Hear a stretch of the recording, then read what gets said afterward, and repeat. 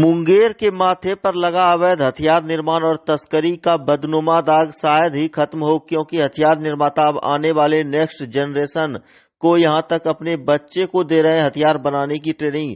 देखें ये रिपोर्ट। मुंगेर में अवैध हथियार निर्माण का इतिहास काफी पुराना है और अब जो नया खुलासा हो रहा है वह काफी चौंकाने वाला है।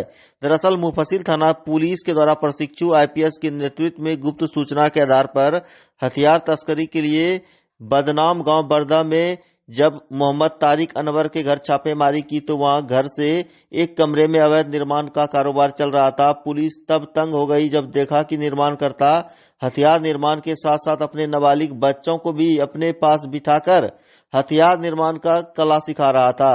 वहीं पुलिस ने वहां हथियार निर्माण में जुटे एक कारीगर तथा तस्कर को गिरफ्तार करते हुए हथियार निर्माण में प्रयुक्त होने वाले कई उपकरण को बरामद किया गया है। वहीं इस मामले में प्रशिक्षु आईपीएस शैलेंद्र सिंह ने बताया है कि मुंगेर के अवैध हथियार निर्माता अब इस लाइन में नए पौधे को प्रशिक्षण दे रहे हैं। इन्हें नन्हे बालकों को यहां अब हथियार निर्माता ट्रेनिंग दे रहे हैं।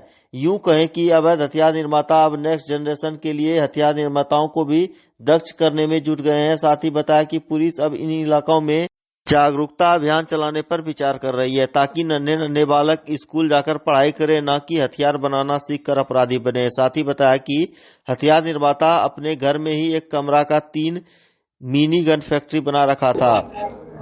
कई दिनों से ये एसपी सर को और ये थाना में भी ये सूचना आ रही थी कि ये बरदा गांव में एक घर में ये मिनी गन फैक्ट्री संचालित हो रही है।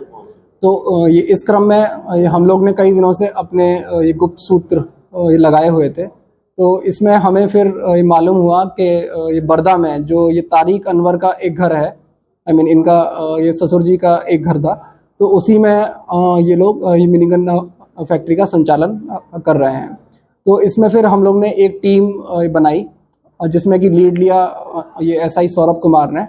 और फिर उस घर पर जब ये रेड किया गया तो हम लोग ने पाया कि ये तारिक अनवर अपने ये 3 बच्चों के साथ बैठा हुआ है और हथियार का न सिर्फ ये निर्माण कर रहा था बल्कि अपने बच्चों को सिखा भी रहा था।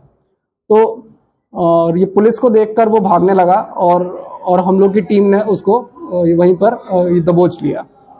और जब वहाँ का मतलब कि सर्च किया गया तो वहाँ से एक बेस मशीन, एक ड्रिल मशीन और एक 7.65 mm का बैरल, एक गोली और अन्य जो ये मिनीगन फैक्ट्री की सामग्री है ये बनाने में जो उपयोग होती है उसको हम लोग ने वहाँ से सीज किया।